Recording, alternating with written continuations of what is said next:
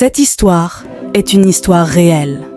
Kapetu et Gakpo vivaient dans un petit village paisible au cœur de l'Afrique. Leur mariage, célébré avec une grande fête 15 ans plus tôt, était le symbole de l'amour véritable. Chaque matin, ils se réveillaient avec le sourire, appréciant chaque instant passé ensemble. Malgré les regards de pitié des autres villageois à cause de leur manque d'enfants, leur bonheur ne semblait pas ternir. Ma chère Kapetu, notre amour est un trésor. Peu importe ce que les autres pensent, tant que nous sommes ensemble, disait Gakpo. Oui, Gakpo, nous avons construit un monde où l'amour est roi. Que les dieux nous bénissent un jour avec un enfant, répondait Kapetu. Un jour, contre toute attente, Kapetu tomba enceinte. La nouvelle fut accueillie avec des larmes de joie et des chants de gratitude. Les 9 mois de grossesse furent une période de préparation intense et d'espoir renouvelé. Mais le jour de l'accouchement, la joie se transforma en tragédie. Le soleil se levait à peine lorsque Kapetu ressentit les premières contractions. Gakpo, plein de nervosité et d'excitation, appela la sage-femme du village. Les heures passèrent et les douleurs de Kapetu augmentaient. Finalement, avec un dernier cri, la petite Tugbewofia naquit. Mais Kapetu, affaibli par l'effort, rendit son dernier souffle en serrant la main de Gakpo. « Elle est partie, mais votre fille est en bonne santé. Kapetu est morte en donnant la vie, » annonça la sage-femme. « Kapetu, pourquoi maintenant? Comment vais-je élever notre fille sans toi ?» sanglota Gakpo. Gakpo, accablé de chagrin, réalisa qu'il ne pouvait élever seul Tugbewofia. Il décida de confier la petite à sa grand-mère, Ayana, une femme sage et aimante qui avait élevé plusieurs générations de leur famille. Ayana était une femme de 70 ans, avec des cheveux gris et des yeux pleins de sagesse. Son sourire, bienveillant et rassurant, avait le pouvoir de calmer les âmes tourmentées. Elle vivait dans une petite maison en terre cuite, entourée de jardins luxuriants qu'elle entretenait avec amour. Tugbewofia grandit sous l'œil attentif et aimant d'Ayana. Dès son plus jeune âge, elle montra des qualités remarquables. Elle était belle, avec une peau claire et des hanches larges comme sa mère, et des yeux qui brillaient d'intelligence et de curiosité. Ayana lui enseigna les valeurs du travail, du respect et de la bonté. Chaque matin, Tugbewofia se levait tôt pour aider sa grand-mère dans les jardins. Elle adorait planter des fleurs et des légumes, et son sourire radieux illuminait la journée d'Ayana. « Grand-mère, ces fleurs sont-elles aussi belles que maman les aimait ?» demandait Tugbewofia. « Oui, ma petite, ta mère aimait ces fleurs. Chaque fois que tu les arroses, c'est comme si tu lui rendais hommage, » répondait Ayana. « Tugbewofia, ma chérie, n'oublie jamais que le travail bien fait est une bénédiction. La patience et la persévérance te mèneront loin, » disait Ayana. « Je m'en souviendrai toujours, grand-mère. Merci pour tout ce que tu m'apprends, » répondait Tugbewofia. À 18 ans, après avoir obtenu son baccalauréat avec brio, Tugbewofia décida de retourner en ville pour vivre avec son père, Gakpo. Elle espérait renouer avec lui et commencer une nouvelle vie. La journée de départ était pleine d'émotions. Ayana embrassa sa petite fille avec fierté et tristesse. « Prends soin de toi, ma chère, et n'oublie pas ce bracelet. Il te portera chance et te protégera, » conseilla Ayana. « Merci, grand-mère. Je te promets de revenir souvent, » répondit Tugbewofia. Tugbewofia, avec son sac rempli de souvenirs et d'espoir, monta dans le bus en direction de la ville. À son arrivée en ville, Tugbewofia fut accueillie par son père et sa belle-mère. Kantoevi. Gakpo était heureux de revoir sa fille. Mais Kantoevi, avec un sourire dissimulant ses véritables sentiments, commença à montrer son vrai visage. « Bienvenue, ma fille. La maison est maintenant complète avec toi, » dit Gakpo. « Bienvenue, Tugbewofia. J'espère que tu t'adapteras rapidement, » dit Kantoevi froidement. Kantoevi était une femme belle mais sournoise, avec des yeux perçants et un sourire qui ne touchait jamais ses yeux. Sa fille, Kantoe, avait hérité de la beauté de sa mère, mais aussi de ses traits de caractère les plus déplaisants, égoïste, capricieuse et jalouse. Kantoevi ne tarda pas à maltraiter Tugbewofia, cherchant toujours à privilégier sa propre fille. Les tâches ménagères les plus ingrates étaient systématiquement assignées à Tugbewofia, tandis que Kantoe passait ses journées à se prélasser. Un jour, après une longue journée de travail, Tugbewofia rentra à la maison pour trouver Kantoevi furieuse. « Tugbewofia, pourquoi la maison est-elle dans cet état ? Tu es inutile !» cria Kantoevi. « Je suis désolée, belle-mère. J'étais à l'école tard aujourd'hui, » s'excusa Tugbewofia. « Pas d'excuses, nettoie tout de suite, sinon tu n'auras pas de dîner ce soir, » répliqua Kantoevi. Malgré les difficultés, Tugbewofia continua ses études et fit la connaissance de Bobo, un jeune homme gentil et attentionné. Ils se rencontrèrent à la bibliothèque où Bobo fut immédiatement attiré par la beauté et l'intelligence de Tugbewofia. « Excusez-moi, mademoiselle. Puis-je m'asseoir ici ?» demanda Bobo. « Bien sûr. Vous aimez aussi les livres ?» répondit Tugbewofia. « Oui, surtout quand ils racontent des histoires aussi captivantes que la vôtre », répondit Bobo avec un sourire. Bobo et Tugbewofia commencèrent à passer de plus en plus de temps ensemble.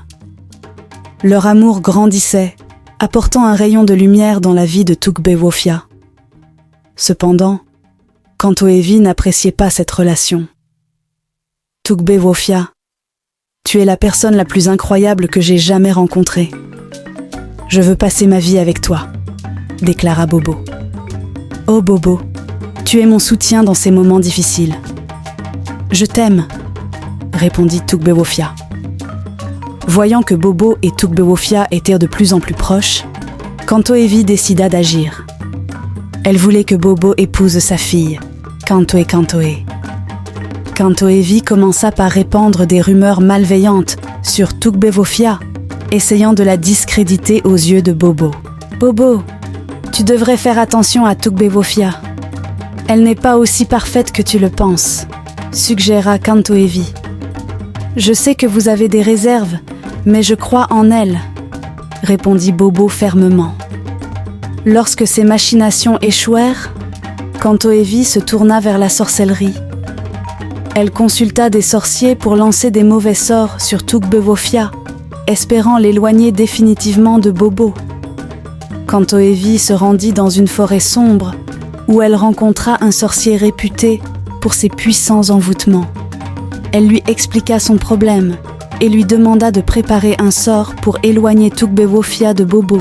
« Les sorts que tu demandes sont dangereux et pourraient se retourner contre toi. Es-tu sûr de vouloir continuer ?» demanda le sorcier. « Je n'ai pas le choix.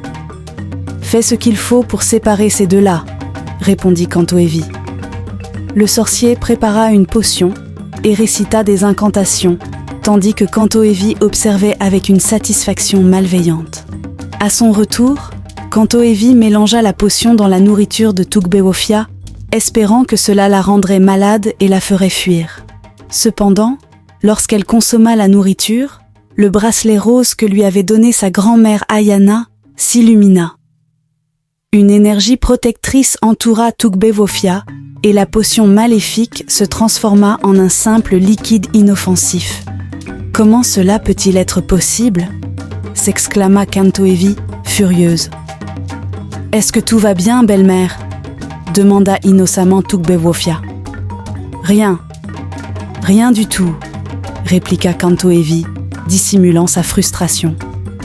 Malgré les tentatives continues de Kantoevi pour nuire à Tugbewofia, celle-ci resta forte et résiliente. Elle continuait à exceller à l'école et à s'investir dans ses tâches ménagères, toujours respectueuse et pleine de bonté. Tugbewofia aidait même Kantoe à préparer ses devoirs, même si cette dernière ne montrait aucune gratitude. « Pourquoi fais-tu cela ? Tu sais bien que maman te déteste », demandait Kantoe avec mépris. « Parce que c'est la bonne chose à faire. Nous sommes sœurs, après tout », répondait calmement Tugbewofia. Kantoevi, frustré par ses échecs répétés, tenta une dernière fois de lancer un sort puissant contre Tugbewofia. Cette fois, elle espérait utiliser une malédiction pour séparer définitivement Bobo et Tugbewofia. Cependant, lors de l'incantation, le bracelet d'Ayana se mit à briller intensément, renvoyant le sort sur Kantoevi elle-même. « Pourquoi ne puis-je pas te nuire ? Qu'est-ce que ce bracelet a de si spécial ?» s'écria Kantoevi, désespéré. « C'est un cadeau de ma grand-mère. Elle m'a toujours dit qu'il me protégerait, » répondit Tugbewofia, étonné de la fureur de sa belle-mère. À ce moment, Gakpo entra dans la pièce et entendit la confession de Kantoevi. « Kantoevi, comment as-tu pu faire cela ?» demanda Gakpo en colère. « Je voulais simplement le meilleur pour Kantoe, balbutia Kantoevi. Tes actions sont impardonnables.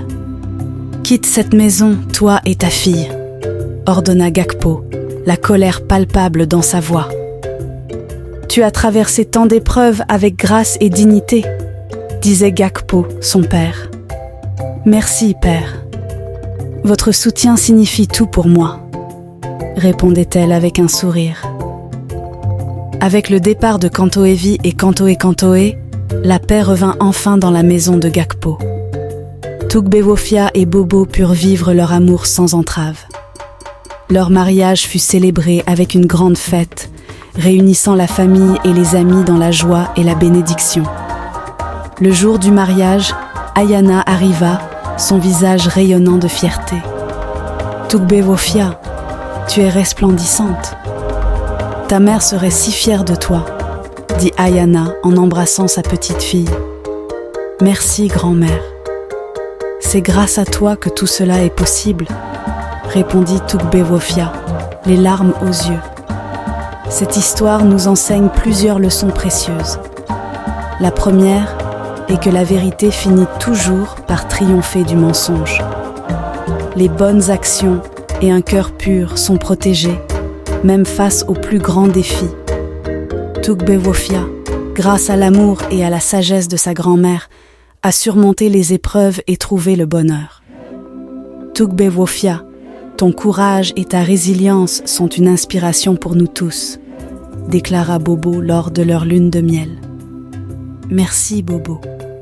Avec toi à mes côtés, je sais que nous pouvons surmonter n'importe quel obstacle, répondit-elle en serrant la main de son époux. Le mariage de Tugbewofia et Bobo fut célébré avec une grande fête qui dura plusieurs jours.